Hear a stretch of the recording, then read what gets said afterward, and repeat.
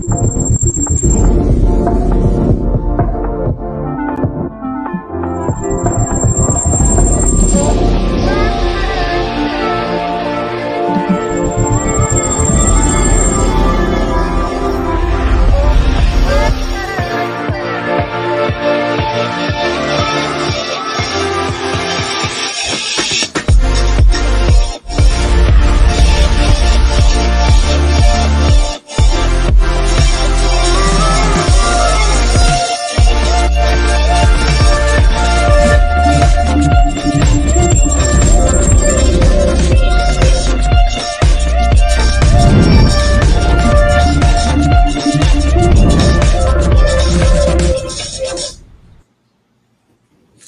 everyone. Welcome to another episode of Conversations We Need to Have. I'm excited tonight to be talking to some very influential educators about HBCU education. And I'm going to let them introduce themselves in a moment, but I think it's very important that we take time out to acknowledge the contributions and the influence of HBCUs and how they have influenced our country and our history. So I'm excited to have Mr. Steve Jones, Mr. Jawan Jackson, Dr. Jawan Adams, and Dr. Felicia Nave, and Dr. Larry Robinson. So I'm going to let them go ahead and introduce themselves, and we'll go ahead and get this conversation started. Thank you all so much for participation in this particular conversation. And we'll start with Mr. Jones. You can go ahead and introduce yourself to our viewers. Good evening. I'm Stephen Jones, a proud principal of Northeast High School in Macon, Georgia, the heart of Georgia, by way of the East Side, East Macon. I graduated from the Albany State University, which I'm very proud of. I'm honored to be on this panel today in two different folds, one as a graduate from Albany State, and then also one as a principal looking to close and bridge the gap with our HBCUs and just with our colleges and universities in general. Little background information about me. I'm married to Dr. Danielle Sweet Jones, who's also, she's the homeless coordinator in the Bibb County School District. And I have one daughter, Kennedy. She's in the 8th grade at Miller Middle School. And so I'm just really honored to be here today. Okay. Mr. Jackson? Well, good evening to everyone. Thank you for tuning in. My name is Jawan Jackson. I am a newly elected member of the Bibb County School Board here in Macon-Bibb County. Professionally, I work as a pre-college counselor for the U.S. Department of Education, Office of Post-Secondary Education, as a TRIO college access advisor. I'm honored to be here, graduating from Georgia College with my undergraduate degree in political science and leadership, a master's degree in higher education leadership. And although I did not graduate from an HBCU, one of my mentors, Dr. Paul Jones at Fort Valley State University, is one of my mentors. And I also like to tell people all the time that even though you did not graduate from HBCU, you should always adopt an HBCU. So the Fort Valley State University is my HBCU of choice. I'm honored again to be here today. Looking forward to engaging with this distinguished panelists. And looking to see how we as a school system can partner more with the institutions of higher learning to expand opportunities for our students. Thank you. Okay. Dr. J. Hi, this is Dr. Jawan Adams Gaston. I'm the 7th president of Norfolk State University in Norfolk, Virginia. It is my pleasure to be here with you and to represent the Spartans. We are a large group of individuals across the nation with our alumni and our current students who are all engaged in excellence in education and in excellence in life. We are the Spartans, and as such, we hold ourselves to a high level of excellence. And I will end by saying, behold, the green and gold. Okay. Dr. Nave? Good evening, everyone. My name is Felicia Nave, and I have the distinct pleasure of serving as the 20th president of my alma mater, Alcorn State University, located in Lorman, Mississippi. We are the homes of champions and scholars. We like to say down at Alcorn, the location where knowledge and character matter. We are committed to excellence and to developing young minds and to being transformational leaders of the future.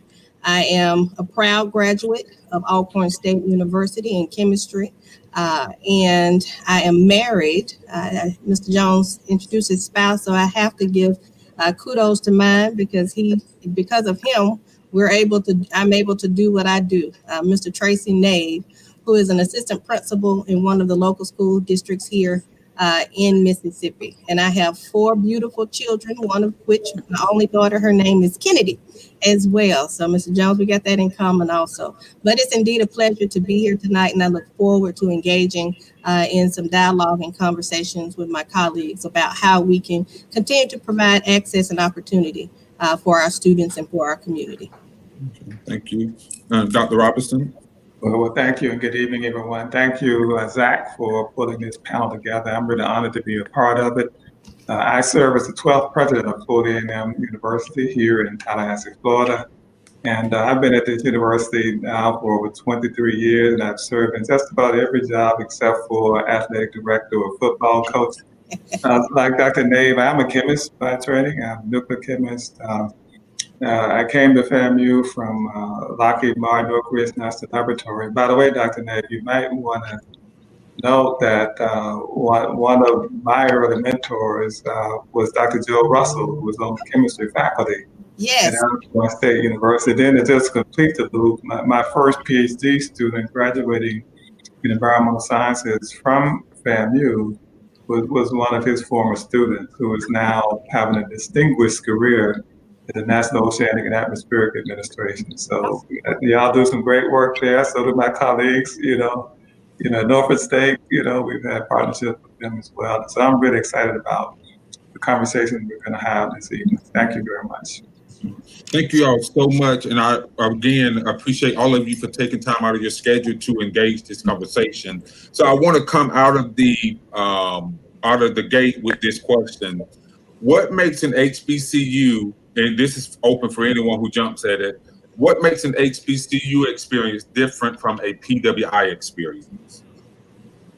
Well, I asked Mr. Jones as a student at an HBCU, and then we'll go to everyone else. What's different about an HBCU experience? Well, truthfully, that's a question that, has been up in debate for a while. I did not attend a PWI as an undergraduate. I attended the Albany State University. What I can tell you is that through discussion with friends that may have attended, I have found that there may be some differences. Now, what I want to preface with is first is that I believe that success is in all institutions, or can come out of all institutions. I was honored for the fact that I attended an HBCU. While at the time I did not know or understand just the importance, but while arriving there, the nurturing aspect of an HBCU, I think, is what propelled me into success. So based on the testimony of friends, then based on my own experiences, I would say the difference has to be in the nurturing of an HBCU. And the nurturing comes, I think, partly or mainly due because of the class sizes. We don't have as large as class sizes. Teachers are more committed at specific times to help students endure and persevere to the end. So that would be my take on it. I know I've had personal experiences with that. Okay. So to our president, what would be different about an HBCU experience from a leadership perspective versus a PWI? So if I might, ladies, I hate to jump out here, but this one I just find, very, very important to me because I've had the experience of attending an HBCU, transferring across town to the majority institution, and then going to a graduate, predominantly white institution as well. And here's what I'll tell you. When I attended, and by the way, I attended the Moore College in Memphis, Tennessee, my hometown. I spent my freshman year there, and then I was advised, being first generation, not knowing much better, that if I endeavored to go on to, post-baccalaureate the graduate, research experience, that I would be better served by going somewhere else where their chemistry departments had been, quote, certified by the American Chemical Society, although that wasn't needed. And so I transferred, and I'll just give you this story. When I was at Moynihan, everybody was pushing me to become something bigger than I even imagined for myself. Right? It was a daily thing.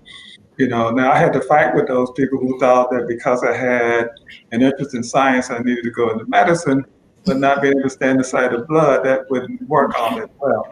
However, when I transferred across town, the conversation changed. The first thing that happened is that I was asked to audit all of the courses, the science courses that I had taken at the HBCU, because they had to be inferior, right? Because they were at an HBCU. And so, very shortly though, after doing that and taking exams along with regular students, then my grades started coming back. So wait a minute, sort of defying that myth. So that came to a screeching halt. So I started at a place that was encouraging and nurturing and pushing me, and I went to an environment where it was drastically different. You cannot make those kinds of grades over here because of who you are and where you came from.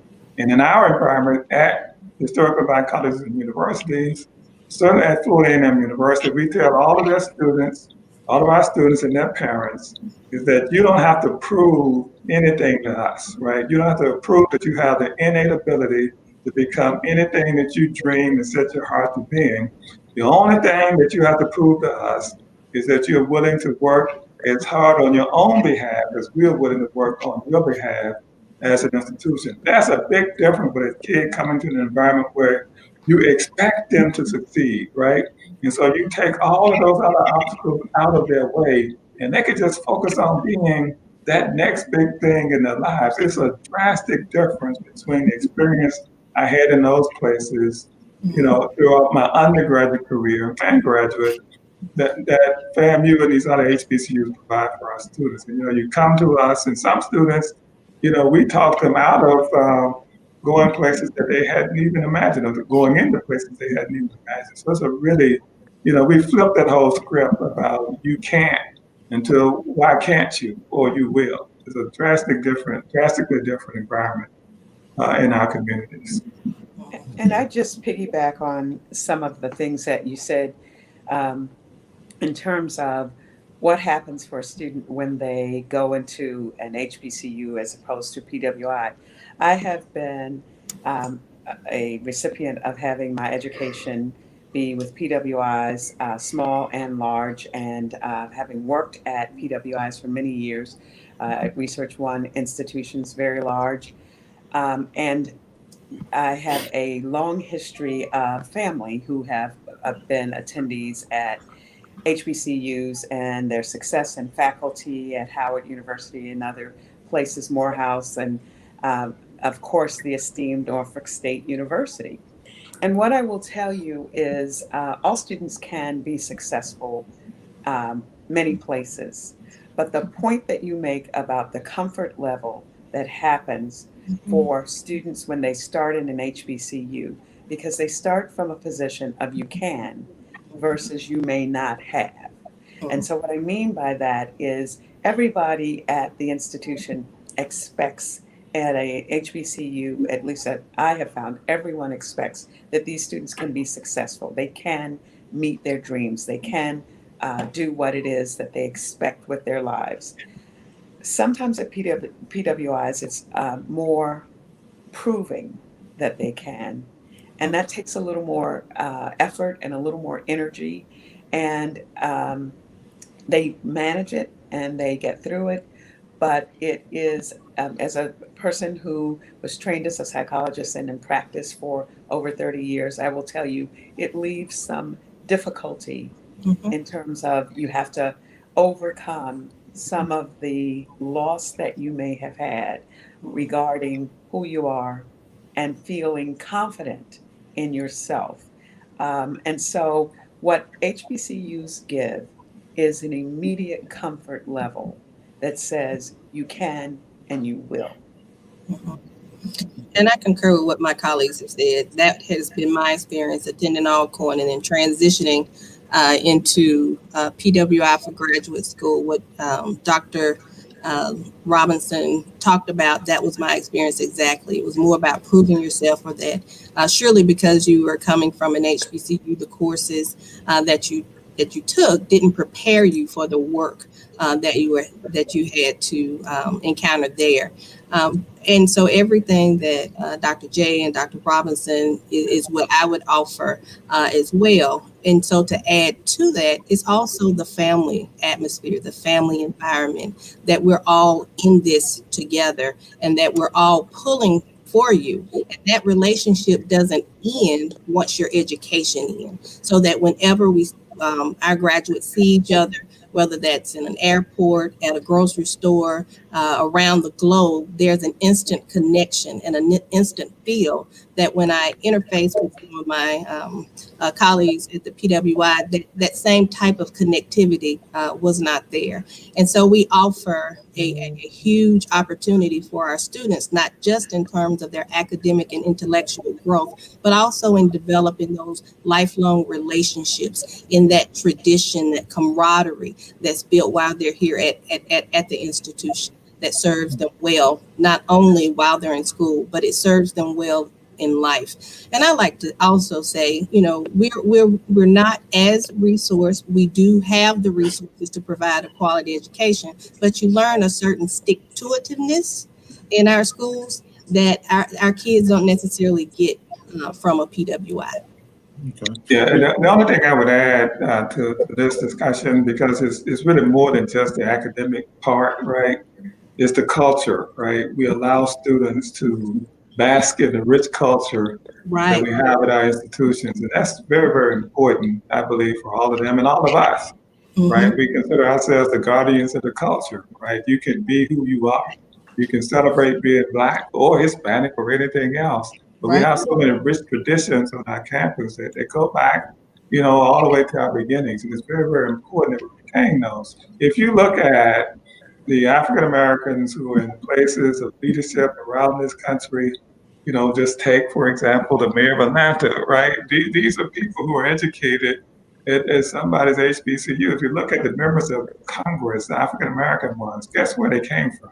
Some, for the most part, from somebody's historical Black college, because we do more than tell them you need to be a good chemist or a good philosopher, right, or a good doctor. You need to leave here understanding that there were people who gave a lot to open these doors for you, and you need to continue to do the same. So when we look at, people like, John Lewis, rest his soul, guess where they got that passion from, right? They got it from growing up in a culture that appreciated their values, allowed them to celebrate that.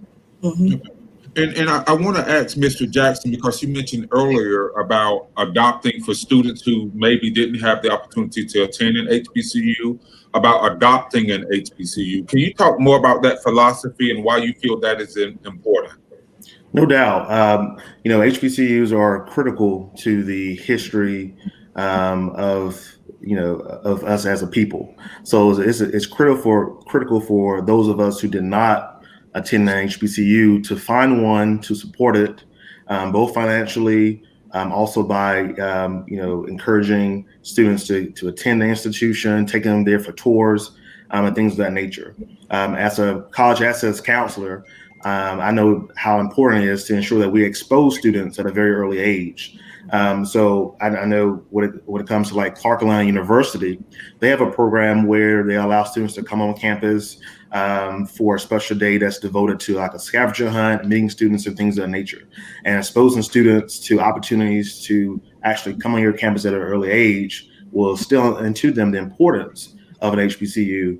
Additionally, for the past 2 years, we've taken students to Alcorn State University in the summertime with Alpha Phi Alpha fraternity in our southern region. And so those are opportunities where, we are exposing students at an early age that will encourage them to go on and to either attend an HBCU or if they choose not to make sure that they are supporting one.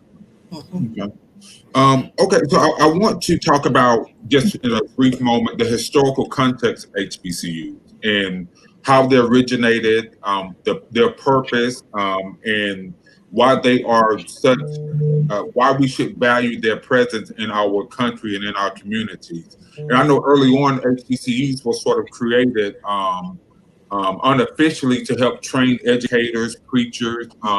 Some of the campuses that before the land grant institutions were implemented, they were used as strategy zones for civil rights leaders. So, how important is it to our presidents that we continue to keep that culture of training educators and helping community leaders strategize? How important is it that we maintain that culture as we add other things to the layers of what an HBCU offers? Yeah, I think most of us were formed as normal schools for colored people, right? The idea of us transitioning to a institution of the type we are on October the 3rd, 1887 was far from anybody's, mindset, right? But here we are, all of us, right, who have done some remarkable things. What I try to, get everybody to understand is that, sure, we dealt with some very, very tough issues, and we're going through one of the toughest times in the world's history dealing with the COVID-19 pandemic. But can you imagine, what our founders went through to get these schools established, right? On the heels of, Reconstruction and Civil War in the South and around the country, period. Can you imagine what struggles they had to make this happen? And I want us to use that as a way to appreciate the value of these institutions because we primarily established or created the Black middle class, right? If you look at our states and you look at where it came from, in Florida, Mississippi, Virginia, guess where that Black middle class came from? Where did they get educated? So those doctors, right? Those teachers and those agriculturalists that we started with, they were the foundations of what we see now and take for granted as the African American or so-called Black middle class in this country. We can't ever forget that, right? And so where we get compared to a lot of institutions in a lot of ways, no one can claim, the rich history and struggle that we went through to be where we are in 2020. Nobody can. Keeping Black folks uneducated was one of the major thrusts of the status, of the power base at that time. Well, here we are, in our case, over 135 years later, still striving. Okay. Dr. J or Dr. Dave? Sure. I absolutely concur. And one of the things that has happened is we need to make sure the history of these institutions remains in the forefront of our community because it is the case that most families got their start somehow with HBCU roots. My grandmother was a graduate of what is now Winston-Salem University and was a teacher. And when she went to Washington, D.C., of course, that teaching degree was not accepted. But we have in our family the notion that you will move forward, you will graduate from college. That is the expectation that is critical to our experience and to what I think is propelling us, even in these times when things like COVID demonstrate the systemic racism that happens in the medical center, in the health center, health services, in all of the areas that we're struggling with, as we struggle to look even at small businesses trying to get the loans that were prepared for small businesses and how few of the African American businesses got those loans. We have to remember why these institutions are so important. We have to think about how we came out of struggle. So for our institution, we were born in 1935 in the midst of the Great Depression. And I always say to the students, think about 7 people getting together in the midst of the greatest depression this country has ever seen and saying nothing is more important than educating our young people and having the will, the fortitude, the ability to say we're not going to let anything get in our way, because we know that if we are successful with this, we change the trajectory of so many lives. So there is so much to be proud of, and we can never, ever let that legacy be unspoken and unheralded. Absolutely. And I agree with my colleagues. The only thing I would add to that is we offer access and opportunity for so many students, in particular African American students. And we're open to other students who, if we did not exist, would not have that opportunity to change that trajectory of their family. We take students where they are, and we build them, we develop them both academically to be responsible citizens, and we put them out into the world. We continue to contribute to developing that Black middle class and that Black upper echelon class. And as we transition in the marketplace and needing to have more innovators and entrepreneurs, it will be our institutions that will develop and train that next generation of leaders. Okay. And Mr. Jackson, we're talking about the history of HBCUs, but we have some historical things taking place even on this panel, with Mr. Jackson being one of the youngest individuals to be elected to our local school board here. So I want to get him to talk about, because all of this is all inclusive of not only HBCUs, but being Black in America. So I want to ask him to take a moment to sort of talk about why is it important that young people not wait to become active and seek out leadership positions or seats at the table that will give them, a vehicle for change. Why is that so important? Because, I'm quite sure you've heard people say, well, he's too young, or, whatever the case may be. I'm quite sure that there have been some opposition simply based on your age. So what is it that you would say to young people who are thinking about getting active, but they have not yet found that courage? Yes, sir. So let me first say, I'm honored to be here today, and I'm standing on the shoulders of John Lewis and the Reverend C.T. Vivian.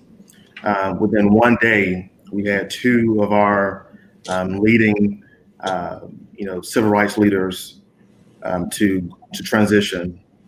It's important that for us as young people who are looking to get involved, that we understand that our time is now. Our time isn't tomorrow.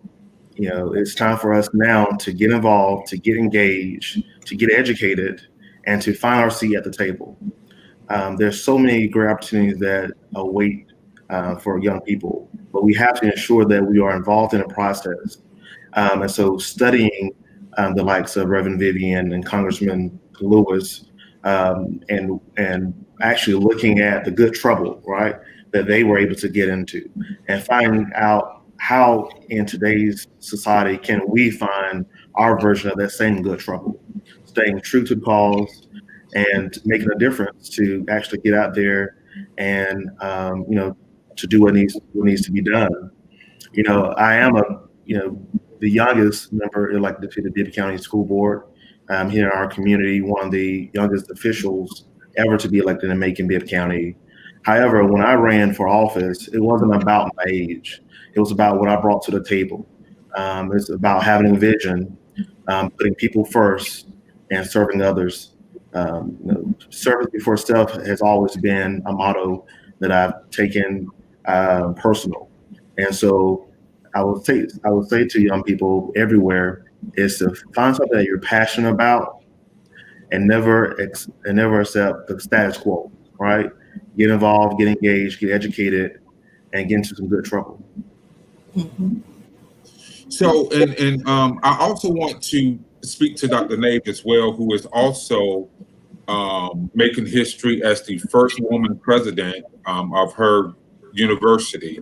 a university, if I'm not mistaken, that has been in existence for 150 years.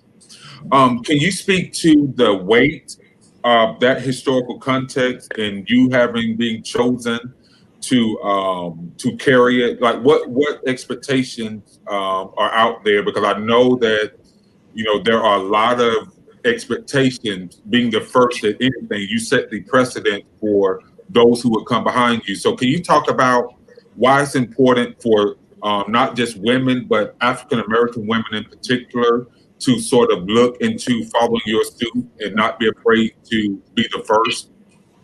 Absolutely. It was, or it is indeed an honor to have the opportunity not only to serve as the president of my alma mater, but to also be the first woman. And the first thing that, I'd share with you, it takes down or it shatters another glass ceiling that was in existence, and maybe not intentionally, but it was. And so by being selected, our commissioner, Alfred Rankins, having the courage to make that selection and to make the hire to bring me in as the first female president is monumental for our institution. Our institution has a long history. We will celebrate our 150th year in existence in 2020, for which we're planning. And there are a lot of expectations.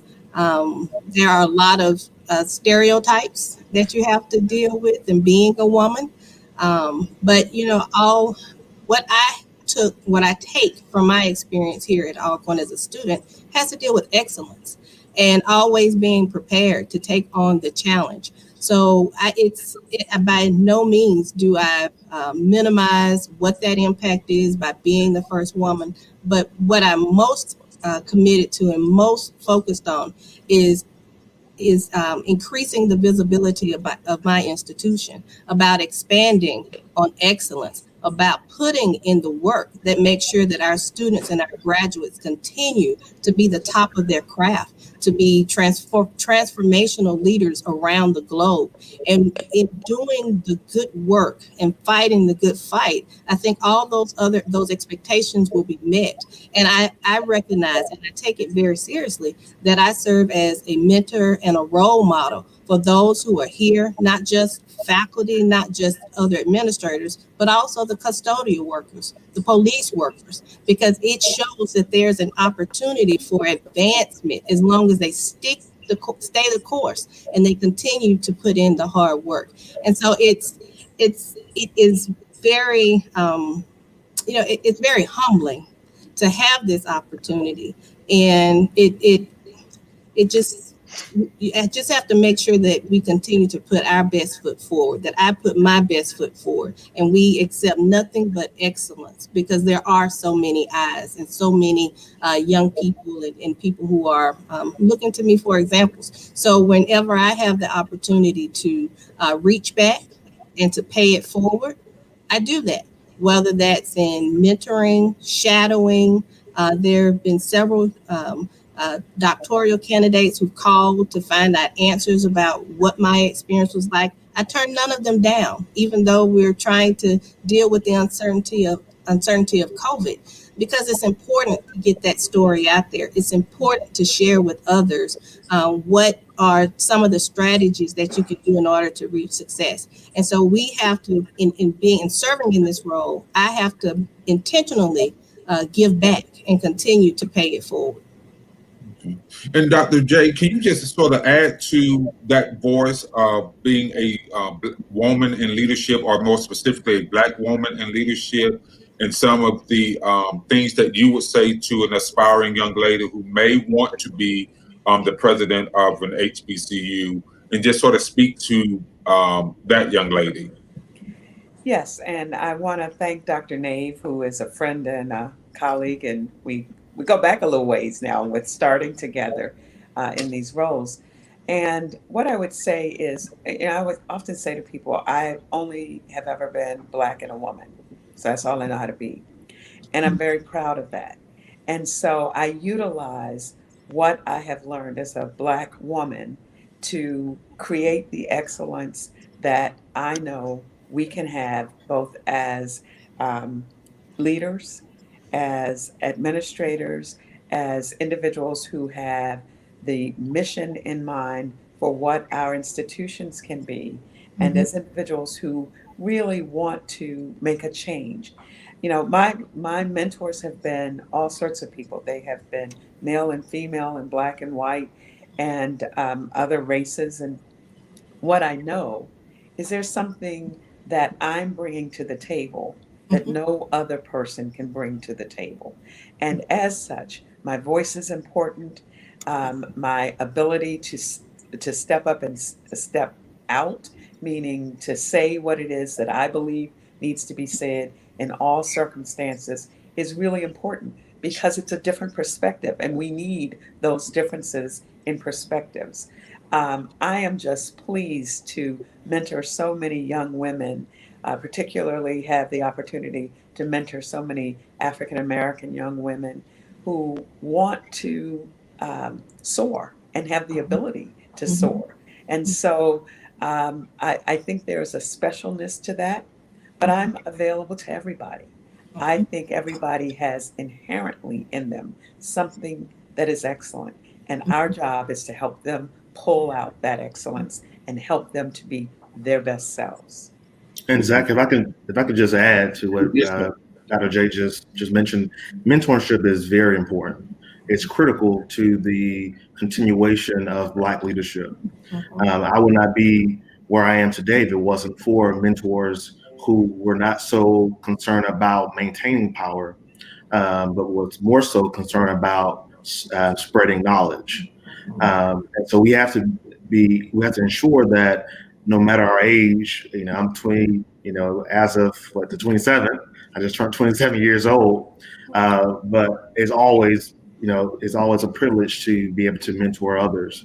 And so, I just want to make sure that we highlight the importance that as African American leaders, we all have a responsibility to mentor and pour into someone else. Okay. So, and I want to talk about education as a whole for a moment. And I have Mr. Jones here. He's the principal of Northeast High School here in Macon-Bibb County, and done a phenomenal job. So my question to Mr. Jones is, can you just take a moment to talk about some of the things that are going on in Bibb County and speak to why it's important to motivate students to pursue not necessarily an HBCU college education, but college education as a whole? Yes, Bibb County, we are under the leadership of the 2019 National Superintendent of the Year, Dr. Curtis L. Jones Jr. He's been doing an excellent job with us. Part of his vision and goal is that we will have a 90% graduation rate overall by a specific time. High schools here have been working, and the great thing about Bibb County is that we all understand that it's not just about the high schools, but it's about the work that's done in the middle schools as well as in the elementary schools. Speaking in regards to the high school, I have an opportunity of working with 5 awesome high school principals. We're all we're of like minds, working to push kids to be college or career ready. That's the vision, that our students will demonstrate strength of character and will be college or career ready. So in Bibb County, we've been working extremely hard to do that. I want to kind of go back to one of the questions you asked earlier.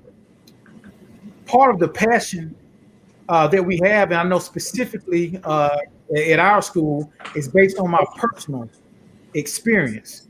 I am the product of 2 educators. My mom and my dad were both educators. They both attended an HBCU. They attended Payne College University. Now, although I was the product and the son of of 2 educators, academically, marginally, I was marginally successful. I was not the typical educator's child. I did not look like the educator's child at that time. So, and they told me that frequently. They told me that for a while. However, due to the ability of being able to go to an HBCU where I was accepted with a marginal success rate at that particular time, although the the strength was within me, and I might have not been applying myself early on. I was accepted in. And also, when you look at the HBCUs, financially, especially, there's not as much, the cost is not as much to attend an HBCU as well. So I was afforded the opportunity to get in. Now, the most important thing was that while getting in and while experiencing the HBCU, while experiencing that, I was in an area with people of like minds. And with the strength that we all brought together, we kind of held one another up.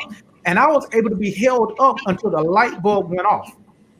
The light bulb went off. And so what I understand is that everybody's light bulb goes off at a different moment. Mm-hmm. There's not a cookie cutter plan for those who should be accepted into a college or university. There has to be an appropriate opportunity opened up for every child. And just like with me, I had two parents, they were educators, but I was not on track. But there were people in my class, in my high school class right next to me, may have been with a single mother or a single father, and they excelled. But it's not a cookie cutter plan. Everybody comes together and it's molded. And then once we got into that HBCU, we were nurtured until the light bulb went off. And as a result, a student that was marginally successful now had to take the exact same examinations to become certified, to get my teacher certification. That same student at HBCU passed the exact same test and examination as a student at the PWI. That same student that probably would not have entered into the PWI because I was a marginally successful student was able to receive and pass. And when I think about the leaders that we had, such as Dr. Wilbur Campbell, he started off as a swim coach at Albany State. He became a coach, then he became an athletic director, then he became the dean of the College of Education. And he pushed us and he pushed us. And I'll never forget that difference that we were given. You know, our motto at Albany State was a past to cherish, a future to fulfill. We have to cherish the past. And then we had a future to fulfill. And they taught us that. And I remember the first day that I walked in Albany State, sitting in my freshman orientation meeting, one statement that lasted the entire time. Dr. Billy C. Black told us, if it is to be, it is up to me. And he broke that down and broke it down, the concept. He broke down that poem and explained why we were so special at Albany State. And then as a result, in the flood of 94, it was still up to us. And we were, and we are the unsinkable Albany State. Because we're able to cherish that past and we know where we're going and we have a future to fulfill. So with that in mind, that passion, the background that I have with that, that's what causes me and pushes me to find my students and to open up doors and opportunity for our students to experience the same thing. There's not a cookie cutter plan, and I'm always looking for opportunities. Mr. Jackson has been mentoring students at our school before becoming a board member. We're wide open, but what we also understand is that it takes the village to raise our children, and it takes the village to open a door of opportunity. And once that opportunity is open, if we hold on to it, the light bulb will go off for each and every student. And I want to say to our president, at some point when the world opens back up and we are free to travel, myself, Mr. Jones, and Mr. Jackson will probably be visiting your campus to talk about some type of partnerships with Bibb County as far as making sure that we bridge that gap of students who are looking to go to college. So we definitely want to have that conversation behind the scenes to get some things going on. Because as you can see, Mr. Jones is a very passionate principal, not just about the status quo, but about students being educated even after they leave his high school. And one of the reasons why I asked him to come on is because he serves as that midwife, so to speak, of students that will possibly be at your institution. So that means if Mr. Jones haven't done his job correctly, then you will be getting a less than quality student. So one of the reasons why I know a lot of people ask, well, why do you have a high school principal on and you're talking about HBCUs? Because it all starts with Right. Well, it starts before then, but the reality of it sets in with principals like Mr. Jones, who stress the importance of education, the importance of achieving everything that he just talked about. So that's one of the reasons that I asked him on, so that he can sort of have a direct access to you all to talk about some things that maybe you all could do to help him as a principal, and things that he could do to help you all as college president. So I want to shift the conversation just a little bit. There's been a lot going on in the country with the pandemic, with the politicalization of a pandemic, and not to mention the racial tension that has arose. Today, I was watching the services for John Lewis, and I made the statement to a colleague, one of the things that saddens me the most about Representative Lewis is the fact that he died with the world looking exactly like what he was trying to stop it from looking like. And so my question to you all as college presidents and educators, on your campuses, how are you responding to the racial tensions in our country right now? And is it prevalent on your campuses? And what is your response to it? One of the things that gave me great pride was our student athletes here at Norfolk State University got together with the 7 schools, colleges, and universities down in the Tidewater area. We call it the 757, that's the area code. And they created a unity walk. And they walked from Norfolk State University campus over to a place where there had just been a Confederate statue that had been taken down by our great mayor here, our great mayor in Norfolk. And so what they did was they got all student athletes from all of the institutions together, and they worked with our police on campus, and our police on campus worked with the Norfolk City Police to shut down streets so that our students could walk safely, and to lift their voices to say that the things that happened to George Floyd and Breonna and Ahmaud and all of the other individuals for whom we are in such pain have to stop. And it was a group of student athletes of every color and race, and they were together.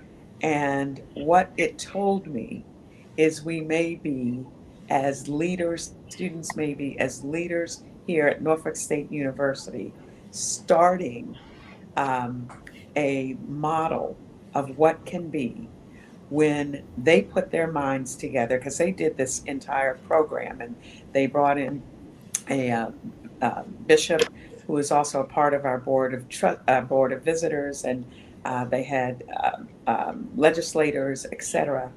But what they really had was the will and the understanding of the importance of leading by example. And I could not have been more proud of them, because they, instead of, sort of going outside of the system, really utilize our system. We have a wonderful police system here at Norfolk State, and they have a great relationship with the city of Norfolk. Those things matter, and those are the things that be advertised and that people need to know about, because good things are happening because our students at these HBCUs step up to the leadership positions. Okay. Dr. Robinson? Yeah, very similarly, our students have shown a great deal of leadership, historically around social justice initiatives, from boycotts back in the 60s, to the Dream Defenders, to the current situation. They have joined hands with fellow student bodies. This is really one of the things that's sort of drastically different than what was happening in the 60s. And really thereafter, regarding racial injustice and how we reacted to it. Although there are people of all hues in the past, but to have a student march that originates at, Florida State University, the government white institution in town, with our students, the family marching to the Capitol to protest some of these issues that are happening right here in Tallahassee and in Florida. That's sort of a game changer, right? I think that's one of the things that's uniquely different. The only other time, and by the way, I have marched. I didn't march with them then, but I have marched with our students. And by the way, one of those marches, I had the privilege of marching along with John Lewis in an early voter registration march back in 2012, and several times since then I've marched with our students. But they have been leaders, historically and in presence. And I was on an interview recently with someone about how do you handle students, right, when it comes to these issues. Sometimes as leaders, the best thing we can do is get out of their way, right? And let them do the things and express themselves in the way that they feel they need to express themselves, right? And they we embedded them the basic tenets that we think are in our values: nonviolence at the top of that, respectful, and in this COVID-19 environment, being safe, right? But at the same time, we expect them to be leaders, right? That's what's unique about us, I believe, that sets us apart. There are a lot of ways that measure how well we are doing, but I think that this whole nation would be in a totally different place without our students, who have been activists and leaders in these movements. The current one and everyone before, by the way, has been our students, right? Who've been on the front line. They've taken the hits. We just want them to be safe. We want them to do it in nonviolent, manners. But nobody should be surprised to see HBCU students from Florida A&M University or any of these HBCUs in the front of the line when it comes to bringing attention to these social injustices, right? And I am with this. We have two rattlers, on the front line. The mayor, Tisha Lance Bottoms of Atlanta, Melvin Carter, St. Paul, Minnesota, right? These are family graduates, right? When they were here, they were very smart students, but they decided to dedicate themselves to improving the lives of others. That's what we expect out of our students, right? And, there's some wonderful examples of it. And I think right now, our students are out there, doing the right kinds of things, expressing themselves, because the world that's being created is the one that they're going to have to live in. That's right. And they understand that. Dr. Nave? I concur with my colleagues. Our students have been active in participants in marches and being true leaders during this very difficult time. We are we're not, most of our students don't live in this particular area, and we're not in an urban center, but we are very much aware that in their hometowns, in their cities, that they are out organizing and leading different efforts.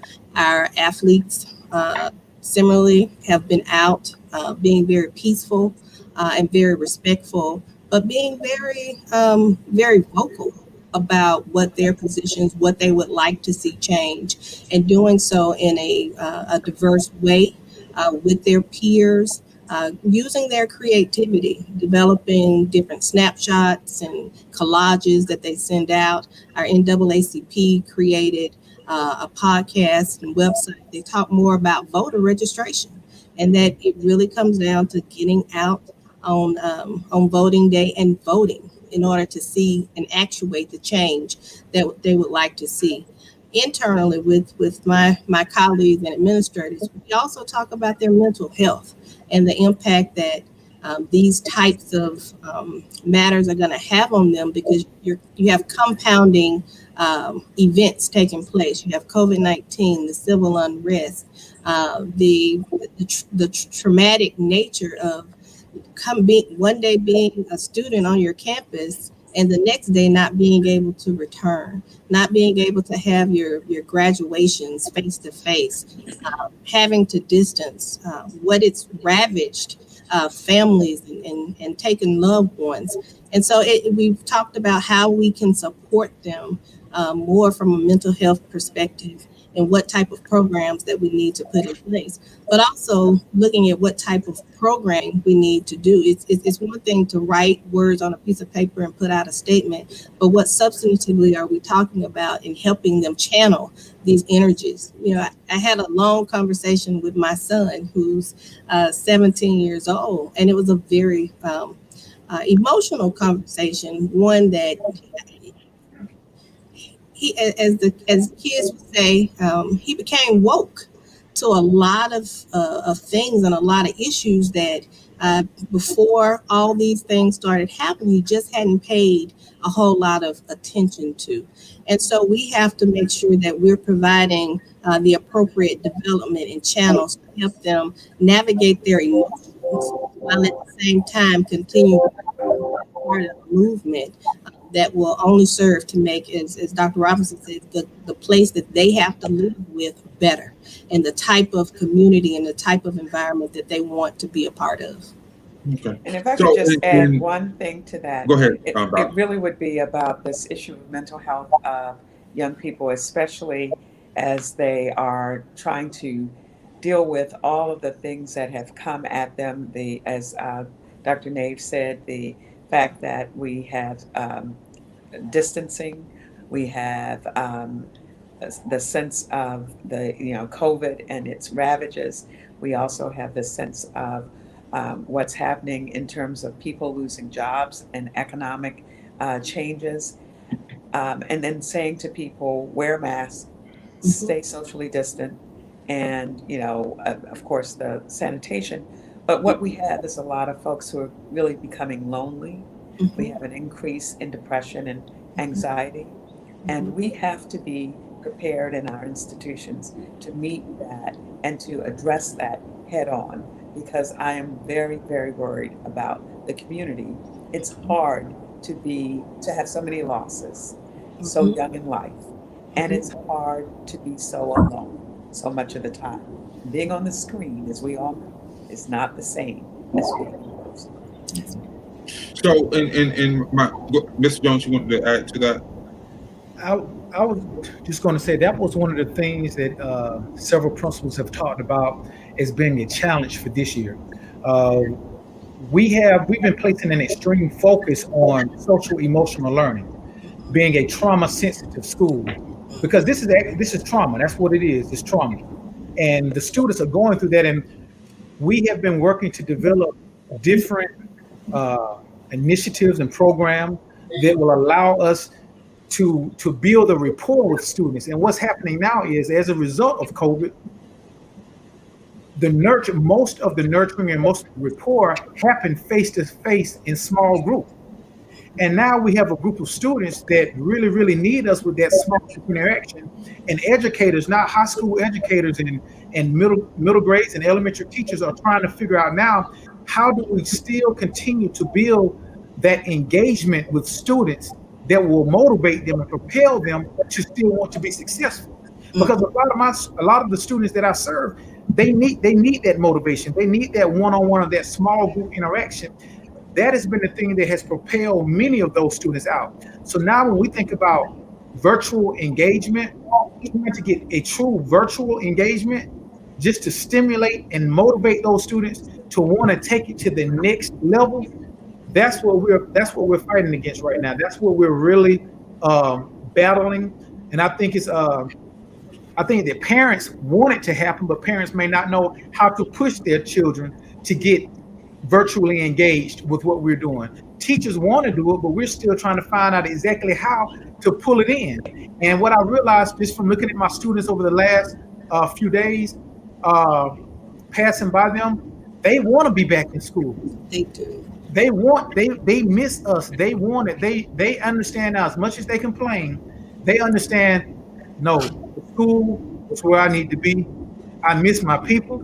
I want to be back with my people, and you all send me to whatever college or university or job that you're going to send me to. Just come back and allow me to be back in your presence. So I'm glad to hear about the social emotional piece and the trauma piece that everyone is facing, and that we're discussing. I think that's a major ingredient.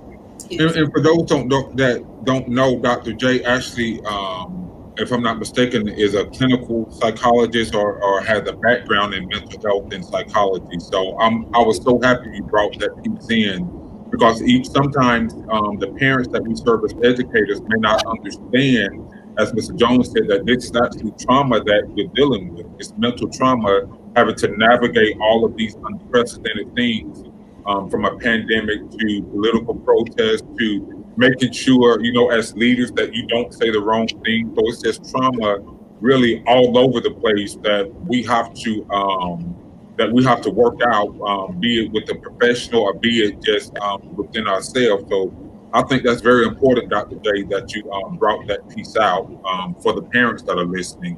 I want to shift again to the conversation about HBCUs and the value of them as relates to our country.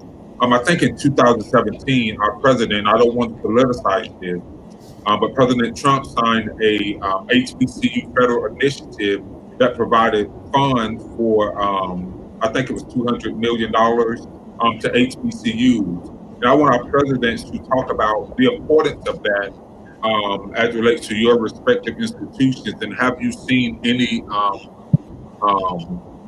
quality come from that initiative? We'll start with Dr. Robinson.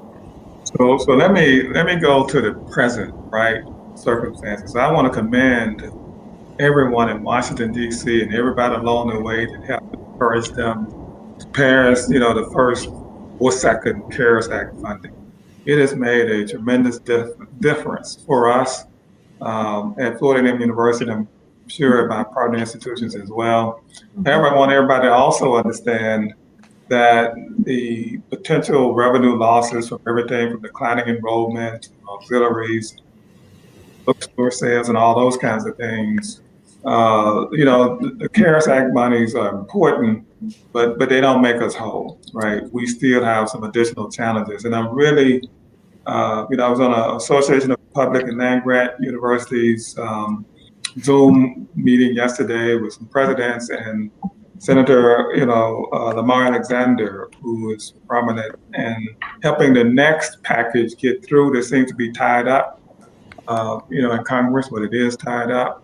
There's significant funding in there for HBCUs that will help us navigate this better. So I don't want to politicize what has happened in the past, who did what, but look, there is so much ground to make up, right, in terms of underfunding HBCUs, that it sounds like a lot of money, right? It really does, but if you really take a look at what we have lost or not received for all of the wrong reasons, in my opinion, in many cases, whereas I appreciate everything that they've done, but we have to do more, right? We have to do a whole lot more. Because most of us are, among the oldest, public institutions in our state. We're the third oldest public institution in the state of Florida. We have a beautiful campus identified, just recently as one of the top 25, the 25th most beautiful campus in the nation. But there are times when I feel like, some of the buildings that were there, from the beginning are still around, right? So we need some investments to really carry us forward. We lost all. And I don't want anybody to think that we don't appreciate anybody's help. But, we're going to have to do a whole lot more, to make us whole, right? And so that's my story, and I'm sticking to it, right? And, we have an interesting model here in Florida in terms of funding. The public institutions is a performance-based model. There are 10 output metrics, graduation rates, retention rates, employment rates. All of those things are very, very important. But it's changing the way that institutions do business in terms of recruiting students and so forth. And so going to my high school, or K through 12 colleagues, I want to tell you what that challenge presents to many of these institutions. The consequence of that is that people are going to be less inclined to take the kind of chances they took on you, Steve, right? Because on the other side of that is, for us, for example, is an expectation that you're going to finish in 4 years. We have one of those metrics being a 4-year graduation rate.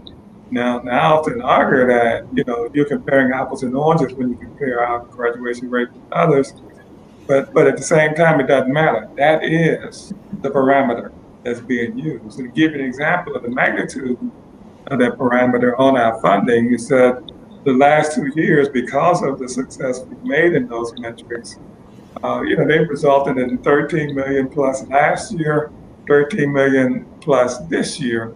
So we have to be focused on that because that's the primary source of state funding, into our operational budget. It's changed the way we do business. And so the point that you made earlier, Steve, about reaching back and getting students on a college prep track early, that's critical to all of us, right?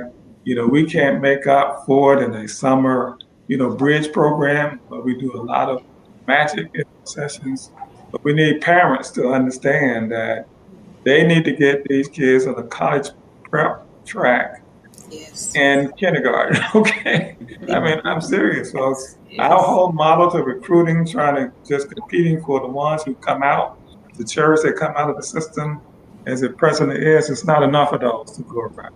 Competition for the ones who do come out is fierce. I mean, it is intense. You get a 95th percentile student on a standardized exam, African American, Hispanic, Native American, or woman, there will be hand-to-hand combat with trying to recruit those students by everybody these days. But think about those who are at the 80%, right? Still good students, just need that same type of, encouragement and nurturing that you got, who might be left, out of this wonderful opportunity. And so we need to get more of them into the pipeline in order to fulfill our institutional mission.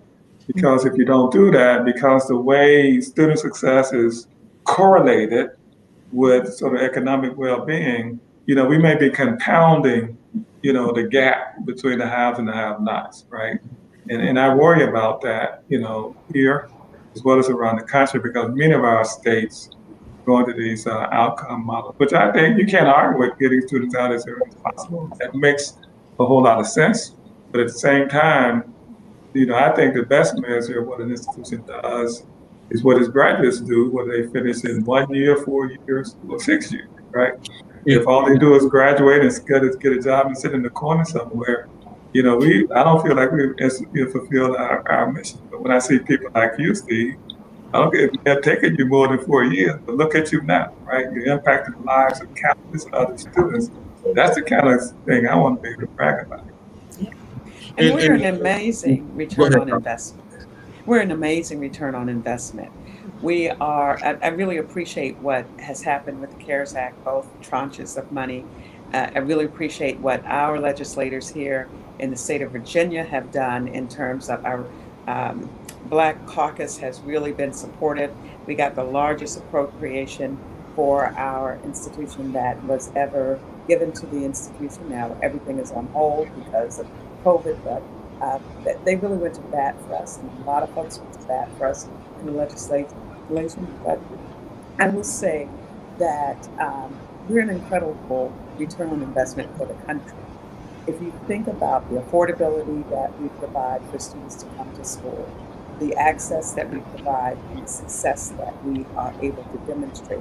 So we're about 9%, that is HBCUs, are about 9% of the institutions nationally of higher education. But we produce more than 20% of the African American students who graduate, way more than 20%. And then you can start looking at STEM programs and you start looking at where the productivity has been. It's been with the HBCUs. And when you look at some of the things that are coming out in terms of our music programs, theater programs, those things are a return on investment, not only for our community, but for this country. And so while I am so proud that that we got the support that we got, and I hope that we get significant support in this next CARES Act, stimulus package, should we have one. What I will say is there should be no question that the country is getting back significantly more than they're putting in because our students are that successful. Exactly. And I want to, Dr. Nave, that you want to speak on that. I echo my colleagues, Dr. Robinson, that said that was his story and he was sticking to it. I think that's most of our stories, and we'll stick to it as well. But I would like to acknowledge and and be very thankful for the support that has been provided with the CARES Act, the HEROES Act, and all those legislatures, both in the state of Mississippi and in Washington, who worked tirelessly in order to make that happen. Here in the state as well, we received, although we all had to tighten our belts, but we still received some additional support. And our Black Caucus, as well as Friends of the University, fought really hard to make sure that of the state's CARES appropriation, that our institution received funds for that as well. And so whereas it's never enough, but what we have received, we as President Jay said, we make good investments. We're good stewards of the resources that we have, so we can continue to provide a quality and transformative education experience for our students. Okay. And I want to talk to Mr. Jones and Mr. Jackson because, like I say, we are trying to bridge, and I know Mr. Jones said this earlier in his introduction, one of his passions is to bridge that educational gap between high school and college. So I want to take a moment and have you all actually talk to our presidents on what they could do to help you all as a board member and as a high school principal bridge that gap and getting more students in pursuit of higher education. Well, specifically, this is something I've been thinking about, especially since being out since March. It's the investment. It's the collective investment that I think both entities are making. What it currently looks like is our investment is we open up and we have a college fair or university fair. That's our investment that we put in. And then the investment from the universities or colleges are that two people or one person is sent down to represent that college or university. With a lot of the students that we're dealing with, and some people may call the students at risk, but they're not at risk unless they're in the wrong hands. And so the students that are in our hand are not at risk. So a lot of students that we work with need to have a different experience. The students, when we arrived in school, and the students that entered 5 years ago have seen something totally different. The current students we have now have seen life in a totally different manner. And I think our collective efforts in investing differently, I think that if we talk a lot about the results pyramid, your experiences foster your beliefs, and your beliefs produce actions, and then your actions get results. I think that our students need to have a different experience now. We're going to have to come out and allow our students to actually experience the college life and experience the college example more. And this is what I mean. I don't mean do a drive-by and walk the campus. Mm-hmm. Our students need to experience going into a major class, looking at some juniors and seniors in the major that they would like, and sit in a class and hear information in a field that they have a desire and a passion in. And I think that might trigger the light bulb to come on a little quicker than what we normally do now. Like I said, our investment right now is we hold a career fair, a college fair. You all send two people to us, and we try to sell college in a 5-minute drive-by. And that investment is just not taking us to that next level. So I would our efforts, and I'll give you some experience, some background about why I'm saying that. A few years back, we had what's called the Gear Up Grant. We received federal funding, also as a SIG school. During that time, we were an AVID school district. And with AVID, advancement via individual determination, our students were afforded the opportunity they focused on students who would be the first in their families to go to a college or university. There was money that was invested into those students. Over a time period, we lost the Gear Up Grant. And so now we're at a stagnant position where the opportunity to visit those colleges, to get real interaction from professors and from students is missing. And so I would like to see some type of way that we could begin to invest differently now. The investment has to look differently than it did even just 2 years ago. Okay. Mr. Jackson? Go ahead. Yes, I'll add to that, not only investment, but also exposure. I spoke earlier about the need for developing new opportunities for elementary and middle school students at an early age. But someone commented on Facebook on the live stream about dual enrollment. I think this era of COVID has introduced an opportunity for us to look at how can we develop more dual enrollment opportunities for our students. So I would challenge my higher ed colleagues on the call today to see how can we find opportunities to expose students to dual enrollment opportunities where they could possibly get credit for going to an HBCU and things of that nature. I think that's one of the ways that we can look at being creative during this age of COVID to continue to expand opportunities that our students need. Also, even looking at a more of a holistic approach to admissions. I know once COVID really hit this past semester, a lot of campuses decided to pull back from utilizing the SAT and the ACT test. How can we, as we move forward, create a more holistic approach where we're focusing on resume of the student, right? Their community involvement, engagement, and things of that nature, highlighting and lifting those up to the forefront and minimizing the SAT or ACT test requirement. Okay. Yeah, Zach, I just want to just for a minute comment on that, those remarks, because I want everybody to know, and I'm pretty sure my colleagues as well, we've had to get very creative with our enrollment strategy, right? We dual enrollment is a key component of that strategy, right? But I guess the most novel for us approach is that so we have established 17 of the state colleges in Florida, formerly called community colleges, but some of them offer 4-year degrees, so they adopted a new title.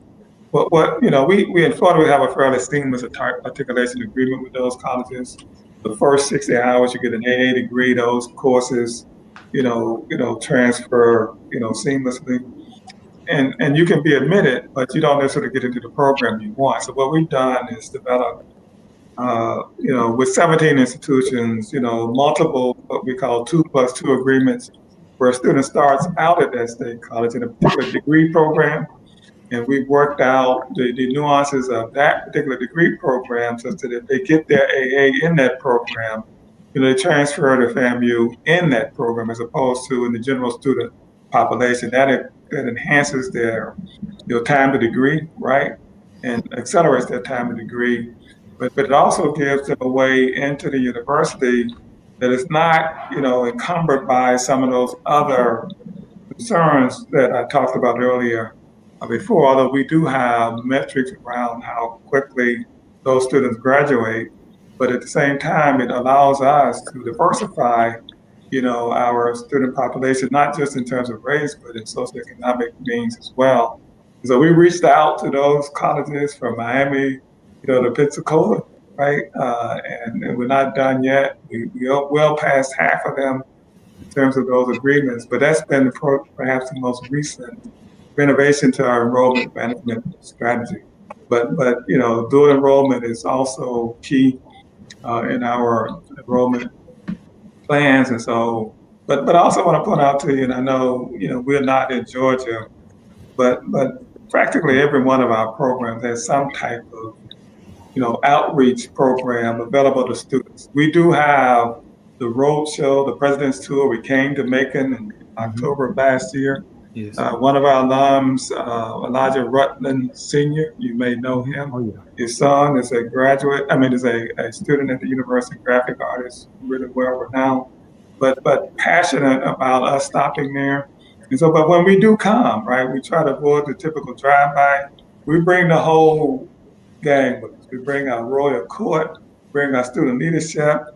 Every college or school has a booth there, right? And so everybody gets a chance to get a deep dive. And if you don't go deep enough, then, through contact, we'll get back to you and so forth. But that is a key point.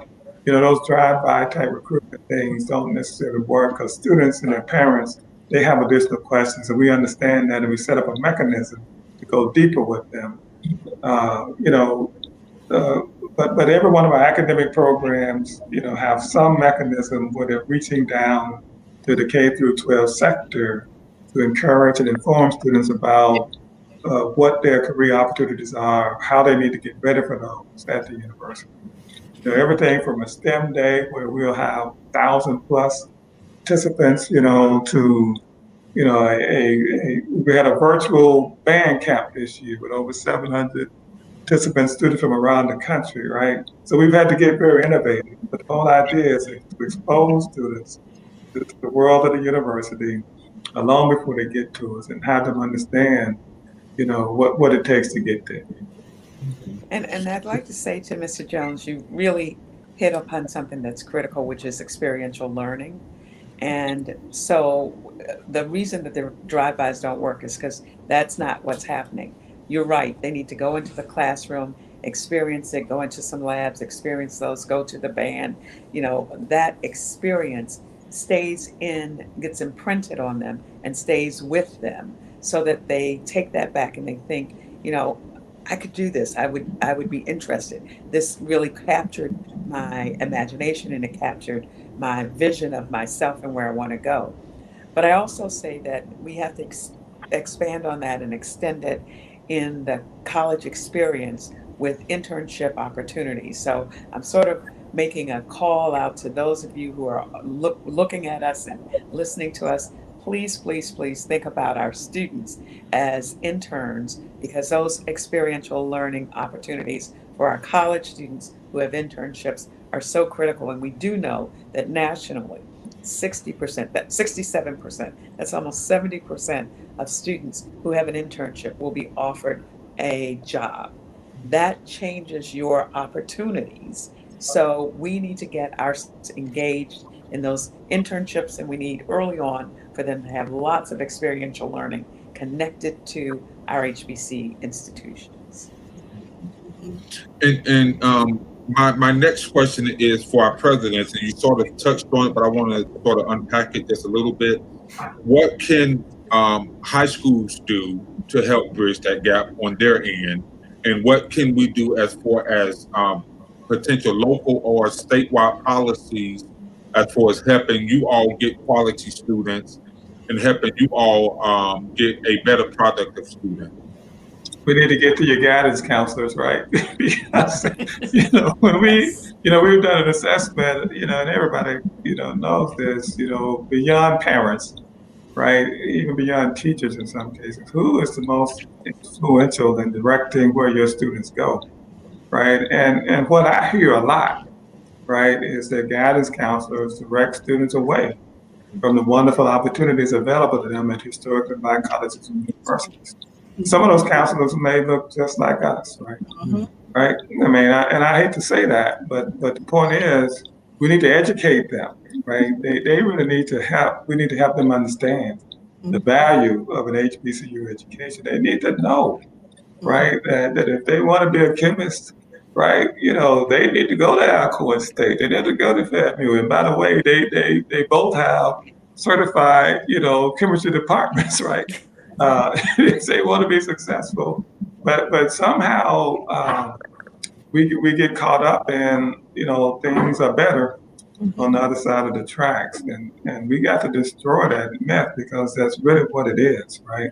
So I think what we can help is we know we got a lot of alums who do this, but we got to get to those students and let them see what's available to them. Now I think that African American students should be able to go anywhere they want, right? They need to go to all kinds of places. But at the same time, to direct them away from the opportunities that we have available to them, for them in an HBCU and HBCUs in general, that's a mistake. That's a great mistake, because we have so much to offer. So let's start with that, right? But to me, and I just going back to my day, but I know I'm the probably the senior person on this call, but my wife and I, we go back and look at our high school yearbook. I'm not going to tell you when. And, the vast majority of the teachers, the African-American teachers, graduated from somebody's HBCU. Now, you can say that was a sign of the time, right? But at the same time, we didn't have to worry about somebody telling us about it was a good thing to go to an HBCU because it's right there in front of us. We saw all of those examples. But we have students now that we have desegregated or integrated, how we're going to call it, who see a different reality, right? And I'll tell you one anecdotal story. We were at a send-off, students in Atlanta a couple of years ago, and one of the young ladies who had never experienced an African American environment. She was African American, but she had gone to, special schools during her academic K through 12 career, and she was headed to FAMU. And we had our student affairs team there answering questions, trying to go to details, because the students and parents were there. And the young lady asked, what do you think is going to be my biggest challenge, when I come to Florida A&M University, right? One of our counselors said, and I will always remember this, he looked at her and said, one of your biggest challenges is going to be realizing you're not the only smart Black person in the room. And you're not going to necessarily be the smartest Black person in the room. You're going to have them all around you, right? And so how could you fail, right, in an environment like that, when you have, all of that support, all of these scholars who are going to help, pull you along with them, right? So that's what they're missing. But I think we need to make sure everybody in that administrative role who are presenting options in front of students, they should have HBCU packages. There should be sessions that you have with them on the value of HBCUs, not just the Black counselors in the district, right?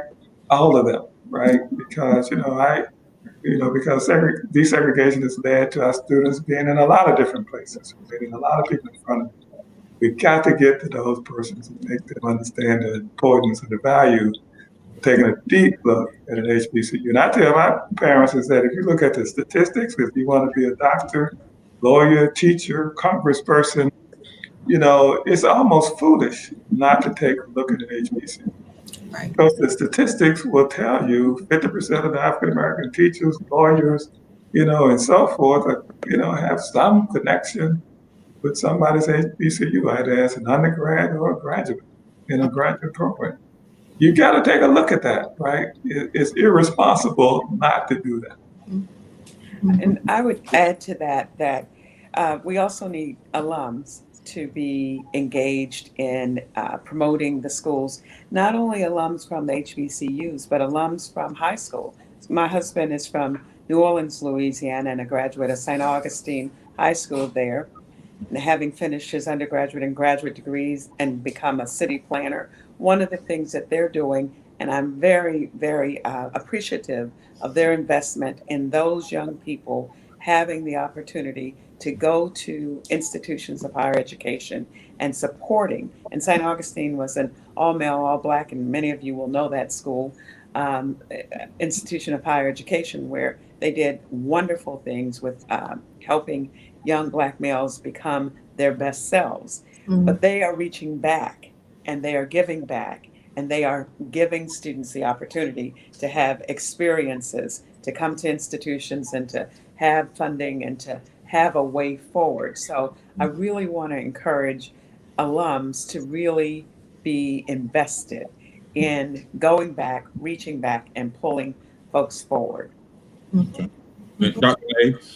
I concur with both of my colleagues. I guess another perspective point I would bring to it is we gather a lot of data on the students, and so working in partnerships with our pipeline schools, where we can be more informative about areas where the students need to improve, or we need to strengthen their performance in, say, English or math, and how we can be more strategic about supporting them when they come in so that they are successful. And so we have all these different tools, and we don't always have them, but we have to get more comfortable with using data and allowing that data to help inform our strategy in order to support pipeline development, pipeline growth, and student success in moving the students through. And so I think we have to be better partners. We have to make sure with our faculty that we have greater understanding and alignment between our college professors knowing what states are requiring of students to learn. One of the conversations we talk about quite often is that the students are coming out of your schools unprepared.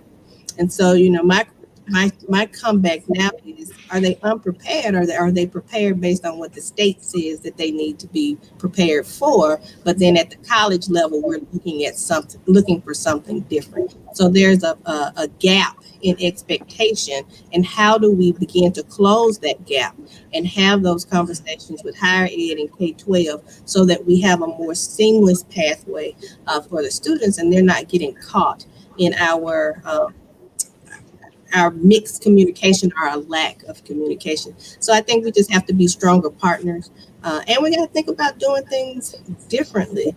This is the generation of Google it, you name it. They have information at their fingertips. So do we really need to continue to do it the same way?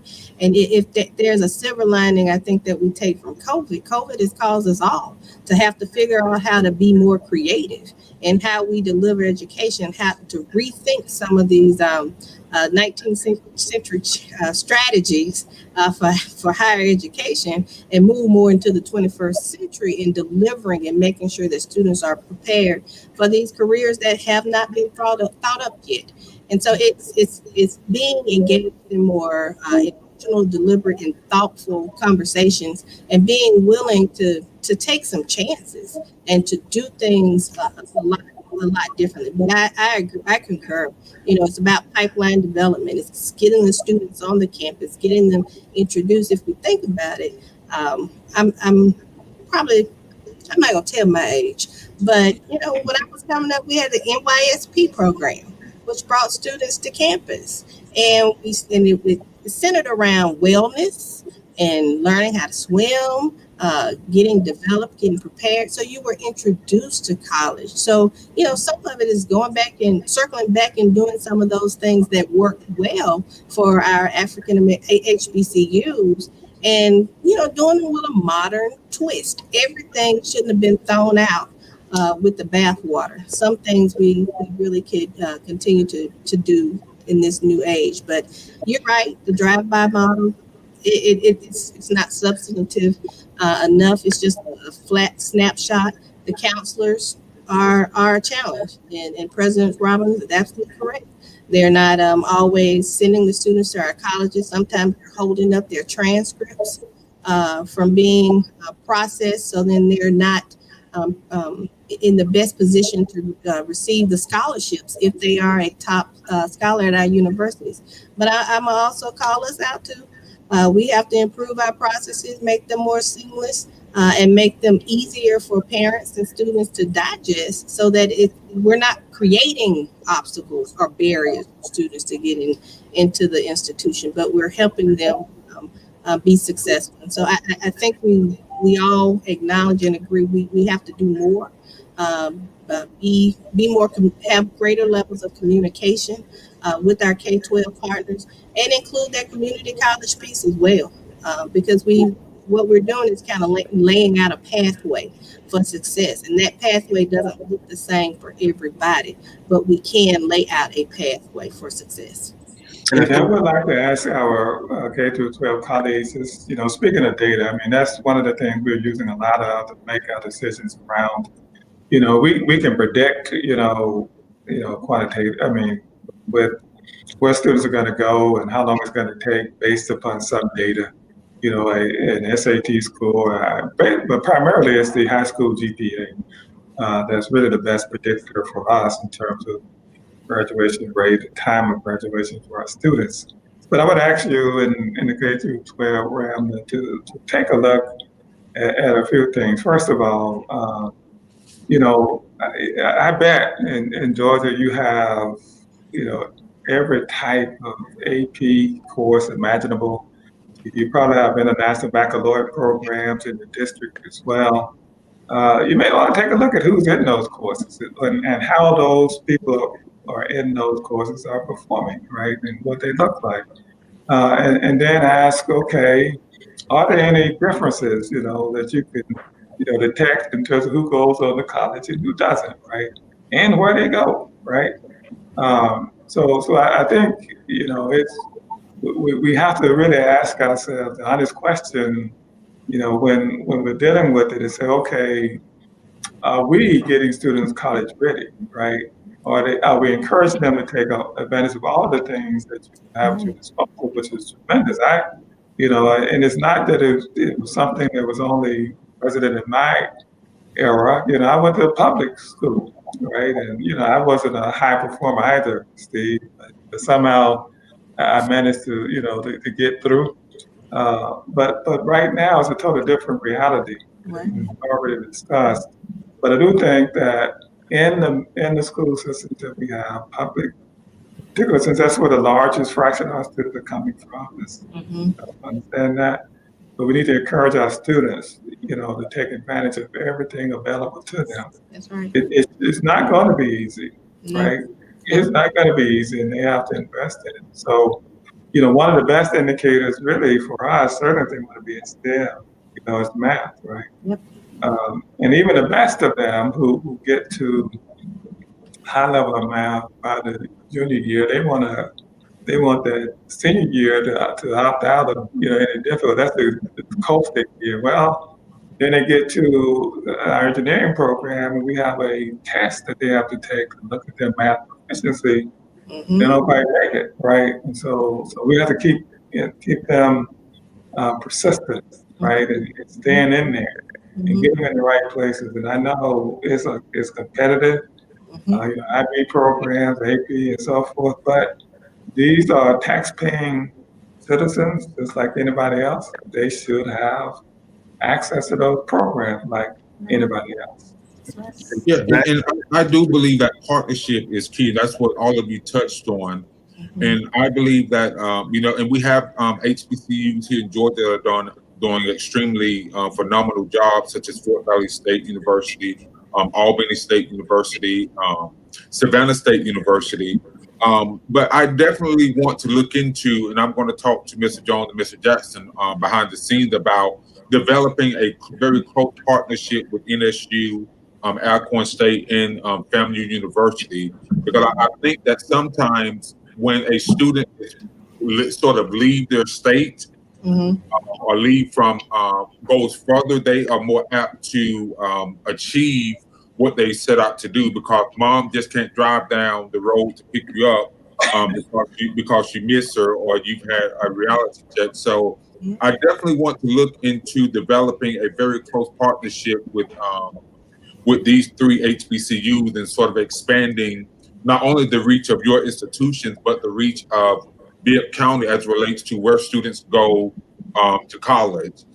So I definitely want to look into that, and I'll be talking to Mr. Jones and Mr. Jackson, and we'll definitely be reaching out again for a more private, closed-door meeting on how we can make that happen. But I do want to, in closing, Mr. Jones, go ahead. I was going to tell Mr. Robinson, he actually has a fellow Rattler as the principal of one of our high schools, Mr. Frazier, Mr. Emmanuel Frazier. He's the principal of Central, so he always pushes. He's always running around throwing his Rattler sign. So just that partnership, just getting that partnership in. I'm a firm believer that the more kids that we can have that experience, then bring them back and allow them to be our best forms of motivation and encouragement to the students that are still in school. I think it happens then. I think that's another game changer for us if we can just get a group of students out there and get a core group of students out there to be able to come back and share an immediate experience. Yes.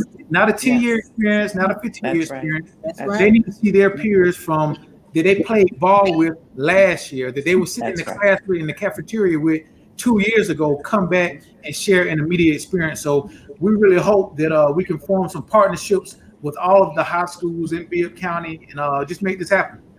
And if I could also add, not only partnerships, but the need for intentional relationship. Right. I think that's a big that's missing not only amongst our students and the admissions counselors at your various institutions, but also the students, amongst the admissions counselors and our professional school counselors.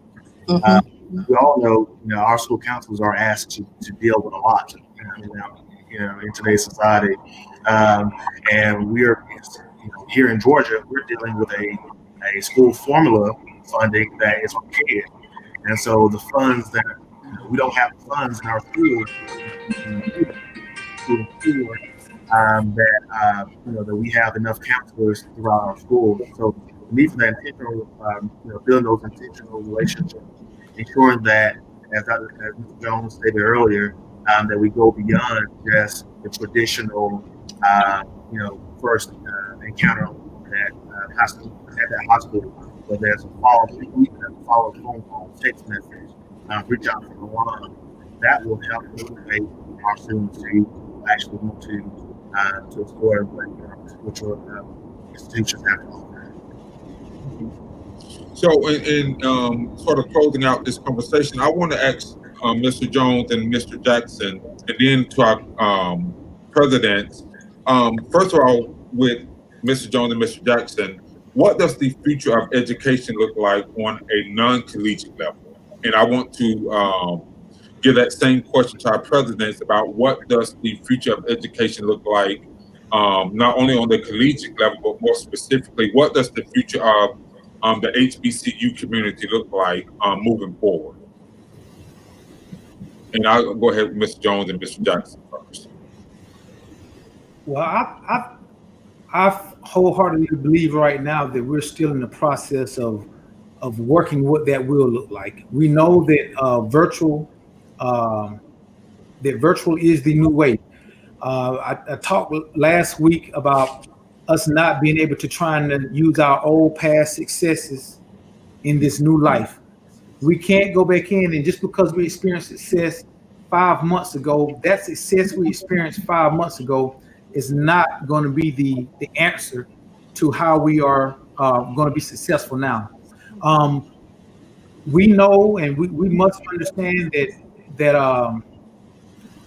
our students currently, our K-12 students will experience what collegiate students have experienced over the last 10 years. A lot of things were web-based, a lot of online learning. We thought that was something out of the box when a lot of colleges went more online, and we were actually able to take our classes online. And now what we see is that experience is not just post-secondary. That experience is now A-12.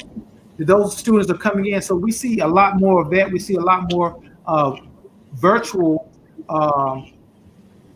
instances that will be occurring. However, closing the gap with a virtual experience to real world experiences, because the jobs are not, people are still working. We still have professions that are looking for future professionals to come in. And so we're working on closing that gap some type of way. And to be quite honest with you, I think we're still mixing the bowl. We don't have the bread cooked all the way yet. I think we're still in the process of just mixing. We see different ingredients at different times, but I don't think we have a direct solution or a direct outcome of what it will look like. I think we're in the moment, and we're trying to perfect the moment as best as possible.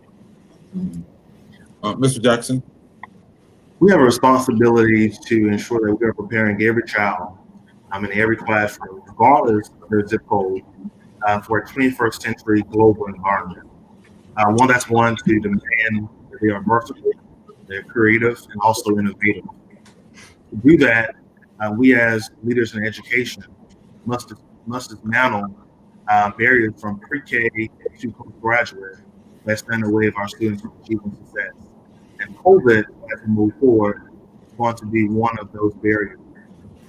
As I've watched my soon-to-be colleagues on the Board of Education and the work of our principals like Mr. Jones and our educators across the county work to navigate this new normal that we're faced with, I'm torn as we're preparing to reopen schools and do it in a safe way Here in the Bibb School District, we're one of the first school districts to actually postpone the start of school to after Labor Day, a decision that I was in favor of.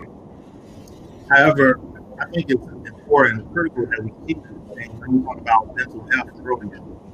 We also have to ensure that that as we are considering virtual learning, that we also keep in mind and keep at heart those students that actually depend on school.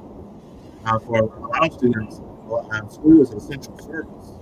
For them, they depend on school for providing with a meal to eat twice a day, right? That emotional and mental support, escaping the reality of whatever their home is, whether it be living with a grandparent or between homes or living in a group home, things of that nature. So it's critical that we are having conversations like this so we can work together to find creative ways to ensure that as we operate in this new normal, that we also are operating with the fact that not everyone is going to be able to be successful in virtual learning. And how can we ensure that we have resources in place by building these types of partnerships to ensure those students are successful? And so, to my president, how do you see what is your vision not only for your institutions, but how do you see the future of the HBC community as we move forward? And we'll start with Dr. Nave. Well, like Mr. Jones, I'm still extremely optimistic and hopeful. I still think the future is bright. I do think there are things that are yet to unfold as we continue to navigate through this pandemic with COVID-19 and figure all those things out. But I also agree with Mr. Jackson. We are committed to providing an exceptional educational experience for our students. And as educators, we're charged with trying to figure out how to make that happen. I think we're bright enough. I think we're intelligent enough and creative enough in order to make that happen. I thought back to something President Robinson said when we initially began about if you just look at our history, we've always had challenges, and yet we've always risen to the occasion and continue to educate our students, superbly, continue to expand our institutional's reach, continue to champion excellence, and continue to graduate transformative leaders who are working all around the globe. And so, yes, things are challenging right now. No, it's not ideal. I don't think we answer any question to the satisfaction of any constituent group at this point in time with our various plans. But we're still working hard. We're still on the grind. We're still putting in the work that's needed to make sure that these giants that have stood in Alcorn's case for 150 years will be around for another 150 years. So we can continue to provide access and opportunity for students of color, for African Americans and the African American community. And so, it's tough right now. It's challenging, but we've been challenged before, and we will continue to rise. Okay, Dr. Robinson. Well, thank you. I could just say ditto to what Dr. Nava has said, but I will add a bit more color, hopefully, to those remarks. We're going to get through this because we have to, right? I say that the HBCU community is too big to fail. We have so much, we're doing that the nation needs. We're just too big to fail. There will be some short-term impacts from COVID-19. We're going to see, some resource constraints around enrollment declines and other things, but we will recover from that. But I think that the new normal will lead us as a nation, I hope, because we are a nation of largely intelligent people. We will take a look at these things to see where do we need to be now that this has shown us, for the world to see disparities in healthcare. We've known this, right? But as you heard numerous persons say, COVID-19 has put a spotlight on that. I don't think anybody can do a better job of helping to understand that, better than us, historically black colleges and universities. When are we going to get the message that if we keep putting money to the same places, to solve the same problem the same way, we're going to continue to leave something out. And COVID-19 has revealed that although we have some fine institutions and research entities in this nation, we've overlooked some things on the way. And I think by making the appropriate investment in our community, we can make sure that that doesn't happen moving forward. I really think, though, that it's going to take a little bit longer for our constituents to recover. The nation will from the economic impacts of COVID-19. I think what we're seeing now is sort of the tip of the iceberg. I think that, there are families who want to come back to us. We did a survey, by the way, of students about their intention of coming back, from freshmen to rising seniors and even graduate students. And so we have an idea of what the factors are, but the most important factor right now, even, in July of 2020, is financial, right? People are out of work, right?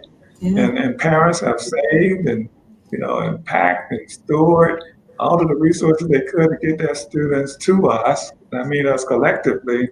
And now they have to go back and say, well, wait a minute, I'm gonna, my benefits, unemployment benefits about to expire, right? Or my, I've gotten a notice of termination or furlough from my employer.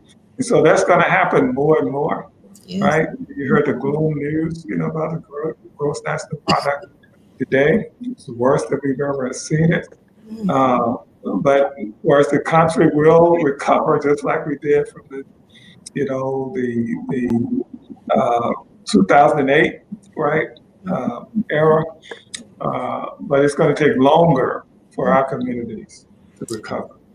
And I think so the economic impacts that they have will affect us, right? So I think it would be wise for all of us to continue to communicate to anyone who will listen the importance of investing, not just asking other people to do it in Congress and the state legislators, we need to do it ourselves, right? We have to dig deeper. Those of us who are privileged to be working, through this pandemic, have a great obligation to support these institutions than we've ever had, right? To help us get through this. We will get through it. Right? We will get through it. Dr. J? So the thing that is most difficult sometimes for humans is change, but we know that life is change. And as we have looked at the pandemic and the social justice movement, the loss of jobs and the economy and all of those things, we have piled change upon change upon change. And people have had to respond to that, and HBCUs have to respond to that. We've got to be nimble and we've got to be able to pivot. We have to embrace change and not be afraid of it. And we have to, as Dr. Nave said, we have to be creative. We have to not do things the way we've always done them. So I think that there is opportunity in this. It is not going to be easy. There will be some parts that are very painful, but I think that the change can help us come out better and able to provide for our students a way of being educated that involves the whole person and that allows them to be first day ready, as we like to say, to be on their job or into graduate or professional school. I would also just say that as we think about this change and as we think about what we need to do to pivot, we also think about bringing as many people along as we can, because that's what we do. Fortunately and unfortunately, HBCUs are used to doing more with less. I'm hopeful that the country can see how successful we are and help us do more with more. But I know that we know how to get it done. So I am just excited that we will continue in what is critical in our community and critical in the nation, which is educating young minds. And on that note, thank you all so much for engaging this conversation. Mr. Steve Jones, thank you for the amazing work that you're doing in Bibb County and at Northeast High School. Mr. Jackson, thank you, and we're looking forward to you making your presence known on our local school board. President Dr. J, thank you so much for everything you're doing at Norfolk State University. Dr. Nave, thank you so much for everything that you're doing at Alcorn State University. And Dr. Robert, I'm sorry? Alcorn State. I'm sorry. Thank you. At Alcorn State University. Dr. Robinson, thank you so much for all of the work that you're doing at FAMU, and collectively, all of you, what you're doing to further the legacy of our HBCUs. So thank you so much. And please look to hear from us here in Bibb County as it relates to some partnerships that we're going to put in place in the very near future. Again, thank you all so much for tuning in to this conversation that we needed to have. Thank you so much. Thank you. Thank you, Zach. We appreciate you. Hey, You strike it from the top, Zach. Yes, sir. Yes, sir. Thank you. Right.